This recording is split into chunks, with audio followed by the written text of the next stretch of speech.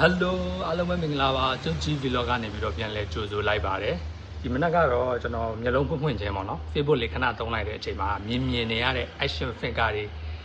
အကြောင်းဘယ်လိုလုပ်ရတယ်ဆိုတဲ့အကြောင်းကျွန်တော်ပြောပြပေးမှာဖြစ်ပါတယ်အရင်ဆုံးကျွန်တော်တို့ Chrome browser ကိုအရင်ဖွင့်လိုက်ပါမယ်အဲဒီ Chrome browser ရဲ့ search bar ထဲမှာကျွန်တော် ChatGPT ဆိုတာကိုရိုက်ရှာလိုက်မယ်ရိုက်ရှာလိုက်ပြီးသွားရင်ကျွန်တော်အခုထည့်ပေးမဲ့ prompt လေးပေါ့နော်အဲ့ prompt လေးကိုကျွန်တော် description ထဲမှာထည့်ရေးပေးထားပါမယ်အဲ့ prompt လေးကိုထည့်မယ်ပြီးသွားရင်ကျွန်တော်တို့ပုံလေးရွေးမယ်ပေါ့နော်ကို action figure လုပ်စီစဉ်တဲ့ပုံလေးကိုရွေးမယ်ကျွန်တော်ကတော့ကျွန်တော်ရဲ့ YouTube profile ကပုံလေးကိုရွေးထားတယ်အဲ့ဒါလေးကိုရွေးပြီးသွားရင်အခုကျွန်တော်ပြထားပေးတဲ့ဒီ select ပြထားပေးတဲ့နေရာမှာရှိတဲ့ဟာတွေကိုကိုယ့်ရဲ့ profession နဲ့ပတ်သက်တဲ့ဟာတွေကိုထည့်လို့ရတယ်ပေါ့နော်ကျွန်တော်ကတော့အခု blogger ဆိုတော့ blog နဲ့ပတ်သက်တဲ့ iPhone 15 Pro Max အပတ်ပတ် height ရယ် tripod ရယ် power bank ရယ်tablet ရယ်ဆိုပြီးတော့ကျွန်တော်ထည့်ထားပေးတယ်ပြီးသွားရင်အခုကျွန်တော်ဒီကာစာပြထားတဲ့နေရာလေးပေါ့နော်ကာစာပြထားတဲ့နေရာလေး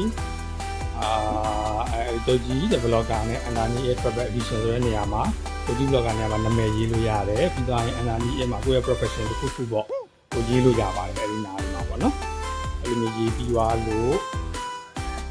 ကျွန်တော်တို့ဒါဒီနာကဒီ fan club ကိုနှိပ်လိုက်မယ်ဆိုရင်ဒါခဏတော့စောင့်ရတယ်ဗျ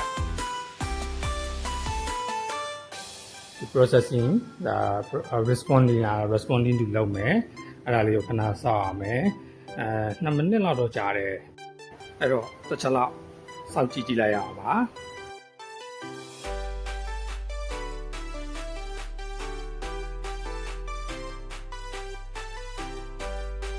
A few minutes later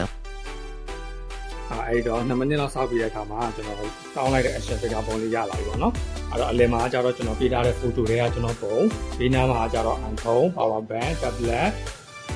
tablet နဲ့ height ရယ် pin tripod ရယ်ပေါ့နော်အဲ့ဒီအပေါ်မှာကျတော့ကျွန်တော်ပြောထားတဲ့ကျုပ်ကြီး blogger ဆိုတဲ့စာသားလေးကိုထည့်ခိုင်းထားတာရယ်ပြီးရင်နောက်က travel edition ဆိုတဲ့အားလေးရယ်ပေါ့နော်အဲ့ဒီမှာသူရေးထားပေးပါတယ်